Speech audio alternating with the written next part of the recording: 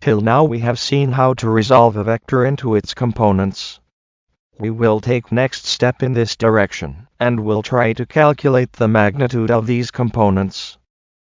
Let us take a break from vectors, and learn some basics of trigonometry, which will be useful in calculating the magnitude of vector components. Given any angle, theta, a right triangle can be constructed by drawing a line perpendicular to either of its sides.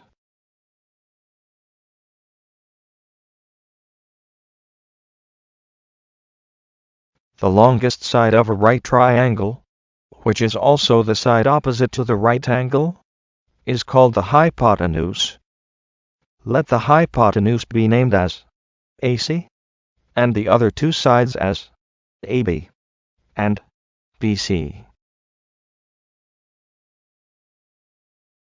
We now define the three trigonometric functions: sine, cosine, and tangent, abbreviated as sine, cos, and tan, in terms of the right triangle as follows. Sine theta is equal to side opposite to theta divided by hypotenuse, which is equal to BC divided by AC. Cos theta is equal to side adjacent to theta divided by hypotenuse, which is equal to AB divided by AC. Tan theta is equal to side opposite to theta divided by side adjacent to theta, which is equal to BC divided by AB.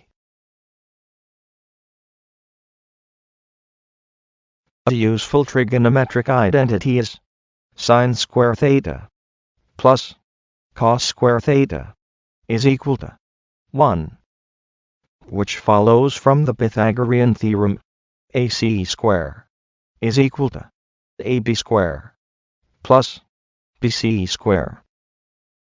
That is, sine square theta plus cos square theta is equal to BC divided by AC whole square plus AB divided by AC whole square, which is equal to AB square plus BC square whole divided by AC square, which is equal to AC square divided by AC square, which is equal to 1.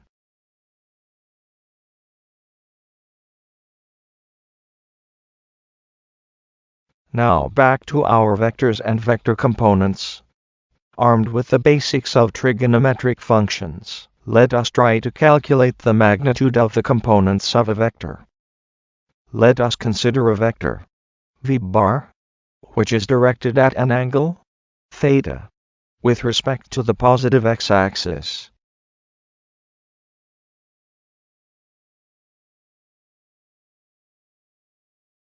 Now we draw the two component vectors vx bar and vy bar.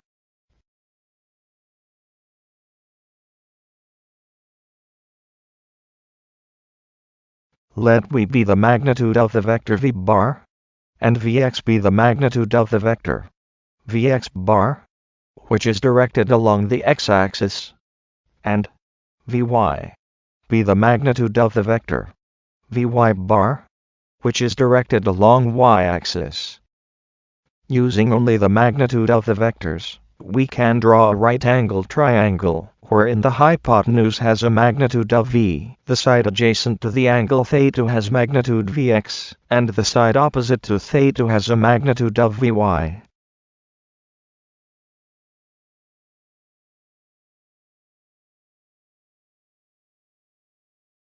Now using the trigonometric functions we learned, we can write sine theta is equal to vy divided by v, which implies vy is equal to v sine theta, and cos theta is equal to vx divided by v, which implies Vx is equal to V cos theta.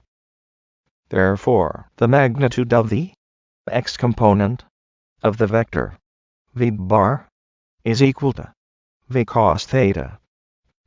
Similarly, the magnitude of the y component of the vector V bar is equal to V sine theta.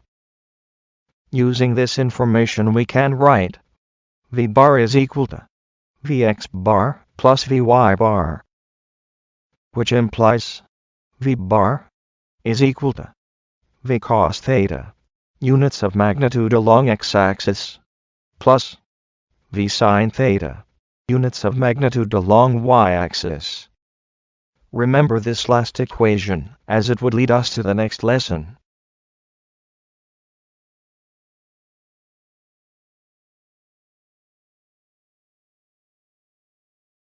Recap of the concepts we discussed in this lesson. Basics of trigonometry. Calculating the magnitude of the components of a vector. Representing a vector in terms of its components.